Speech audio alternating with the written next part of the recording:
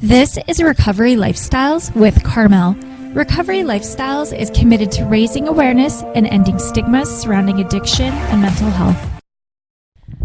On today's show, I'll be chatting with Carrie Hoffman, who is a multipotentialite entrepreneur, a yoga teacher, Ayurvedic recovery coach, and a freelance creative obsessed with travel, camping, hiking, Burning Man, coffee, chocolate, dogs, and adventure. She loves creative writing when the right mood strikes, finding authentic travel experiences with remarkable people, sharing the joy of sobriety and breaking down the stigma against addiction, leading yoga retreats, and going on wilderness backpacking trips.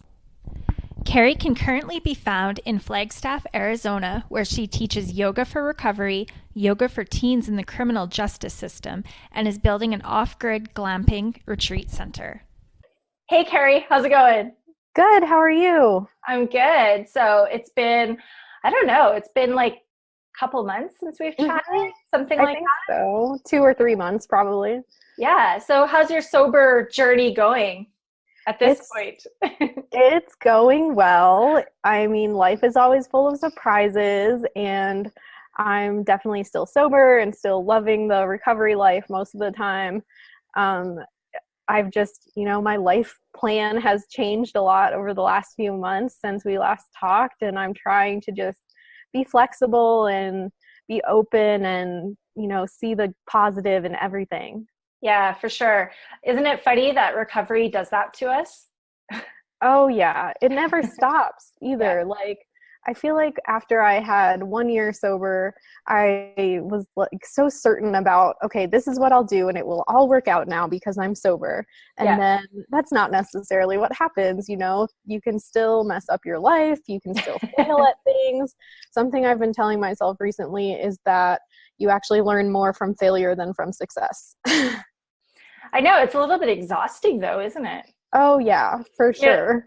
Yeah, especially when you're like, oh, here we go again. I thought I learned that lesson. Right. It comes in a new situation. Right. So just share with us real quick, how many years sober are you now? I will have 3 years in August. So that's coming up on August 8th. So that's exciting. And yeah, I'm planning to celebrate my 3rd sober birthday by hosting a yoga retreat. So it'll be the first night of our yoga retreat. So that'll be a really great way to celebrate. Yeah, that sounds like it. And congratulations. Thanks. Yeah. So tell us about what's going on. What has evolved in your life? Share with us. Well, when we last talked, I believe I was in my van. So I was living van life, still very much considering myself a digital nomad, which just means someone who works remotely or runs their own business or does lots of online remote type of jobs that they can do from anywhere. And so that was like my dream when I first got sober. I wanted to just travel as much as possible and not be tied down to any one location or any one job or anything. And in the last few months, that's really changed. I've kind of grown roots here in northern Arizona, and my husband and I have purchased some land, and we'll be opening up like an Airbnb glamping resort and retreat property pretty soon. Oh my gosh, that's hilarious. Yeah, I know. I never would have thought. It was the kind of thing that like I always dreamed of someday finding a place to run a hospitality business because I do have experience in that field. But I thought it would be like on a tropical island or something. And we kind of tried to make that plan work last year when we were in Asia. But the pieces weren't fitting together right. It was feeling kind of forced. We couldn't get funding for it. And so we ended up kind of feeling like a bit jaded and disappointed heading back home to this part of the world. But over time, our perspective started to shift, and we just realized, why not make it a little bit easier on ourselves? Like, start here. A lot of our audience for bigger life adventures is here in the US. So why not start something here? And then it doesn't mean that we can never go do something somewhere else also. Yeah. I think that's a big part of living inside recovery is that a lot of us who, I don't want to say who lived in a lifestyle, I guess, an addictive lifestyle. We didn't, I know for myself anyway, I'm going to speak for myself, is that like I didn't grow roots. I didn't have roots. I had no desire for putting down roots. You know, like you, I like to travel and see things and do things, and being in owning a home was never even something. Is that your puppy? Yeah, I'm sorry. The dog is barking. That's okay. He's bringing a new bringing atmosphere here. It's all good. But yeah, what I was saying is that, I mean, even for myself, like owning a home and like putting down roots was not something that interested me, for sure. So it is pretty funny, and it comes as a surprise when we start doing that in recovery. Yes. And you're not alone. Like, I speak to so many women and men, and this is like an experience that they have. So how are you dealing with those feelings? Well, first of all, yeah, I totally relate to what you just said. I never wanted to be rooted. I never wanted to be stuck. Like, freedom was like my highest priority. And I would just constantly like find excuses to like run away from things when I had, you know, messed up a job or messed up a relationship or something. I would just be like, see ya.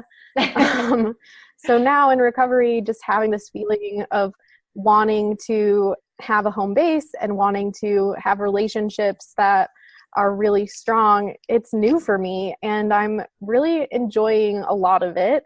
But these fears do still come up for me, and they're fears of like getting stuck here, or financial fear, like fear of things not working out business wise, or just this FOMO, you know, fear of missing out, like, oh, I should be going to this place and this place and this place. But I'm really learning to like ground down and listen to my inner wisdom. And I'm also really learning that part of my recovery is recovering from being addicted to this like egoic identity I had as this like bohemian traveling countercultural woman. And like that's what I thought I wanted, but I was overly attached to that aspect of my personality, and just learning to like let go and look for guidance and look for the things that the universe wants me to do rather than just what I want all the time. Yeah. And I think what you're saying right now is a part of getting to know who you are, right? Mm-hmm. Because in recovery, we thought we knew who we were, but I completely can relate to you that I was more addicted to my ego identity and who I was trying to portray to the world, and, you know, how cool I was.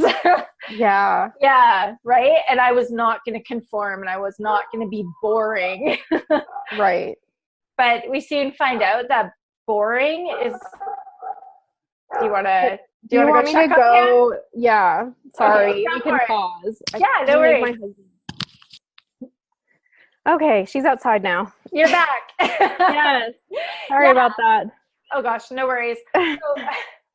So we were talking about, you know, that feeling of, or that fear of being boring. And what we find out once we get into recovery and we start to know ourselves is that we actually kind of like to be rooted. We start to actually want that. And I know that when I went through that, it was kind of painful. Is that it's exciting, but it's painful, and it kind of does get boring at times. Yeah, it definitely has been a little bit painful. Just accepting like the fact that I need to maybe start small, because even though what we're doing is like a big idea and a big plan, for some reason in my perception, I still see it as small because it's in like a small town. It wasn't like maybe my number one choice of locations of all the places in the world that we could do this. So I tend to see that in the negative light rather than seeing all the opportunities. So I can convince myself that this is not good enough or not big enough, or I'm a failure because I couldn't make the digital nomad life work.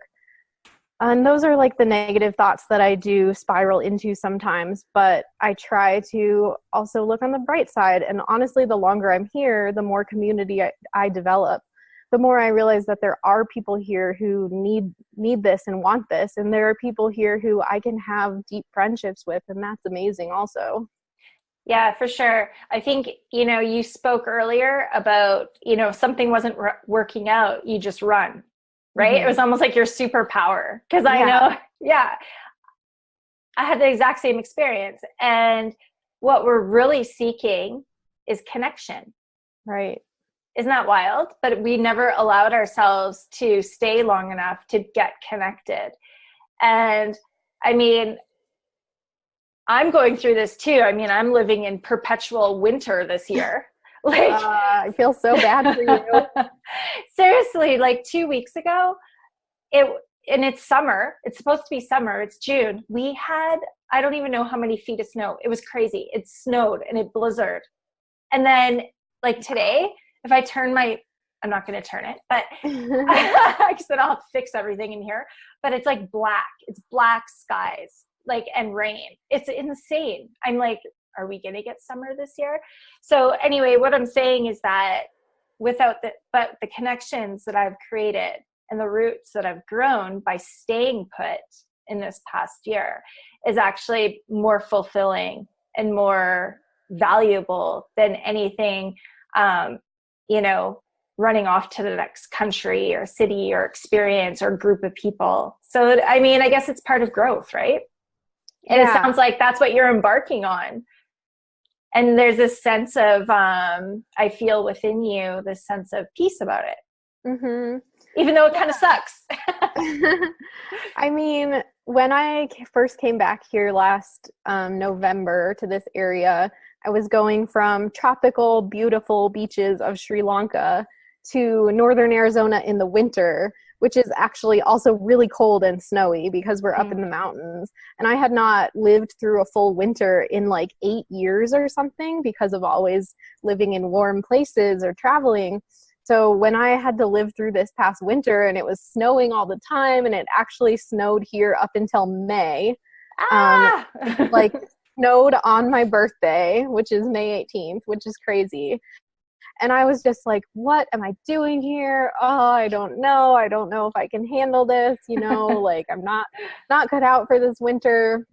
But the patience paid off, and now it's actually beautiful summer, and we've been able to get out there hiking and go to the creek and rock climbing and just exploring like all the beautiful nature this area has to offer. Like I've gone on 2 different hikes all the way to the bottom of the Grand Canyon and back up in the past 2 months. And before, when I was like living here, but I was not in recovery, I was still drinking, I never hiked even like below the edge at all because I just had other priorities. So now that I'm sober and I can like fully embrace the fact that we don't have, nice warm weather all year long, it's like I'm going to do everything I can to enjoy it while it's here. And it's really actually amazing. Yeah, I can hear that in what you're saying. So in your sobriety in those dark times, and I guess some people call them seasons, right? And maybe there's a reason for the season. Was that challenging with your sobriety? So it was a little bit challenging, but I kind of see myself as just not having the option to drink or go back out there. Like I definitely have my down times, and I definitely get depressed and anxious, and I definitely feel lonely and disconnected at times. And I don't know, just the thought doesn't cross my mind very often. More often nowadays, I'll turn to like food in an unhealthy way, and I'll eat many sweets, or I'll just like eat to numb my feelings instead of being hungry. And that's kind of like the next level of my recovery that I'm working on right now, is more of my relationship to food, because I just don't really see drinking or drugs as like an option that's at all on the table anymore. Yeah. And you're not alone with that. Many of us kind of go to the next thing And the relationship with food is massive because we have to eat, right? We don't have to take drugs, but we do have to eat to stay alive. So yeah, that can be a real mind. I don't think I've ever swore on here, but mind fuck. Ooh, you did it. Yeah, exactly. And like the further along I get in my recovery from alcohol and drugs, the more like I can look back on the factors that played a role in my life, and I can see, you know, myself as a young child. Food was really the first substance I learned to abuse. And that I think just comes from like my upbringing and conditioning about it, and growing up in a home where like food was used for love and connection and comfort. And so I kind of learned to turn to that when I was feeling uncomfortable or out of control. And it is hard because we do have to eat, like you said. So now it's like the next layer. It's like, okay, I'm sober from drugs and alcohol. Now let's work on this like chocolate dependency I have. Chromium. That's what I felt. I upped my chromium intake and it helped a little bit. Really? Okay. Good to know. Yeah. But in saying that, are you applying like the 12 steps, or what are you doing is it just awareness right now, or? I'm not really applying the 12 steps, although I can see how that would really be useful. I'm studying Ayurveda right now, and just using my knowledge of Ayurvedic wellness, which is really all based on awareness, has been immensely helpful.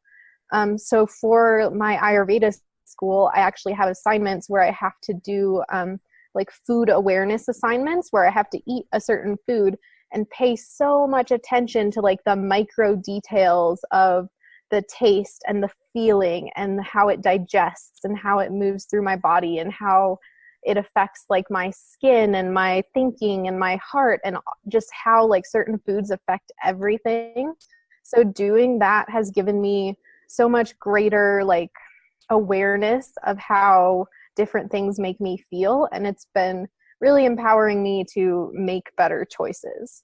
So do you find though that it's kind of like that double-edged sword, that you know how to sabotage yourself, you know which foods will numb you out and take you out?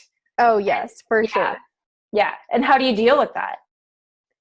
Honestly, I try to be pretty forgiving with myself, because I'm still in a much better place than I used to be with it. Like progress has definitely been made.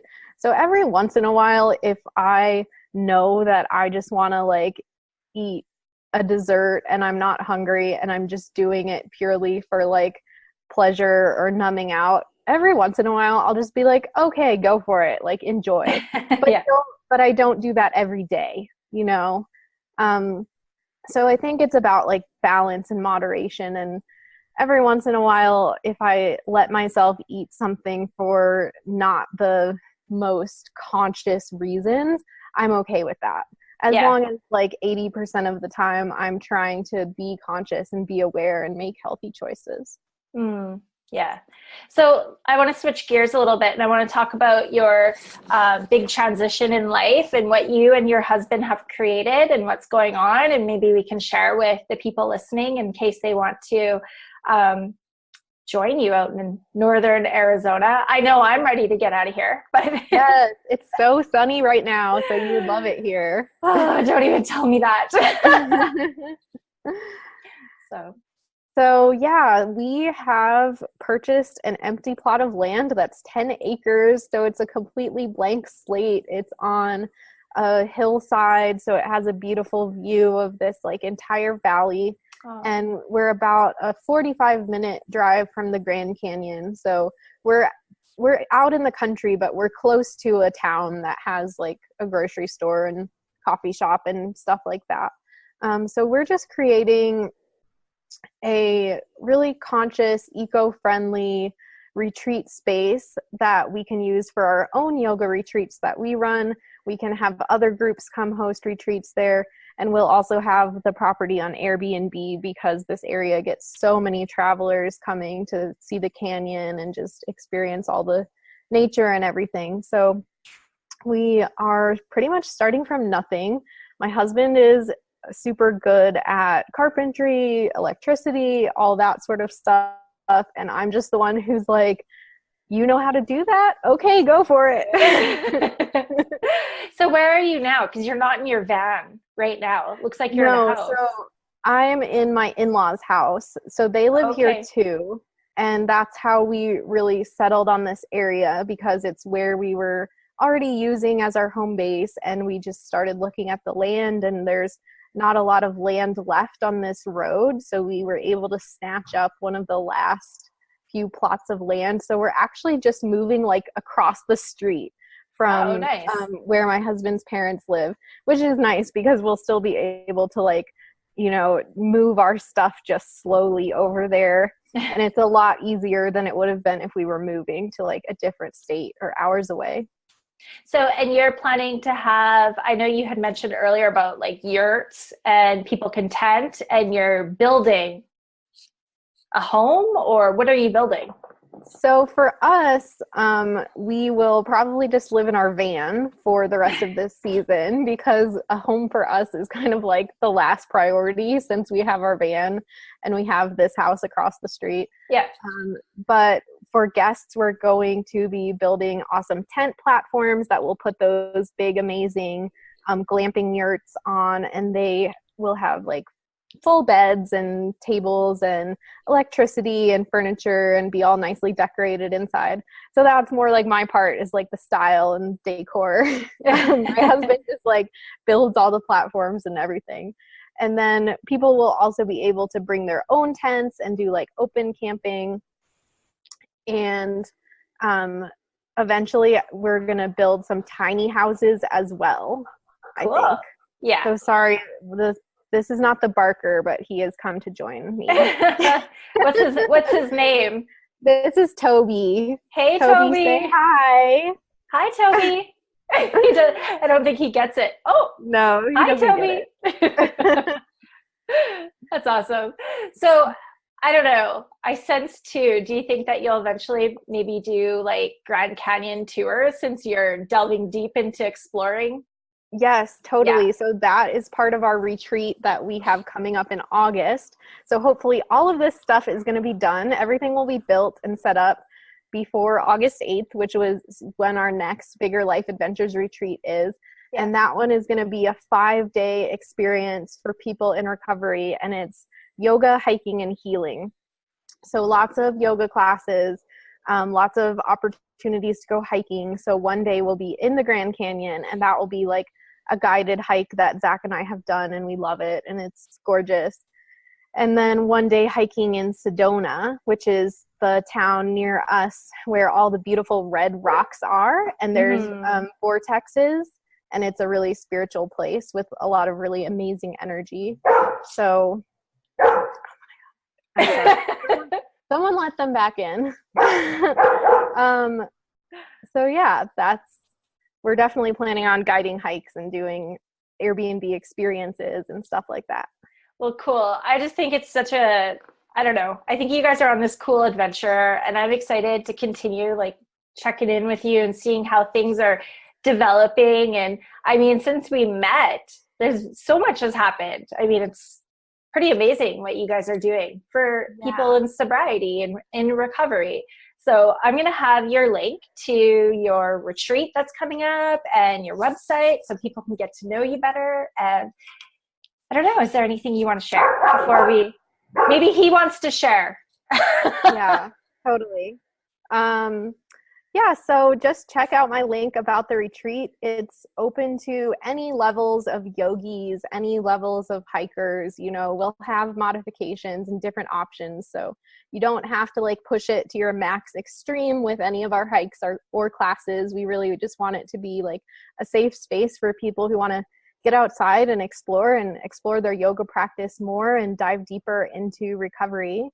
And then I also am offering Ayurvedic recovery coaching. I do one-on-one sessions with clients, and I have a 6-week program that I just graduated my first client from. So that is for people who are solidly in recovery, like you probably have some time, but you're just looking for something more in order to really access greater levels of health and wellness and spirituality. And if you'd like to do that by learning more about yoga and Ayurveda, then that's what my program is all about. Awesome. Yeah. Well, thanks for taking the time to come on today. I know it was super last minute, and I'm glad it worked out, though. I'm so glad we did this. It's always great to catch up with you. Yeah.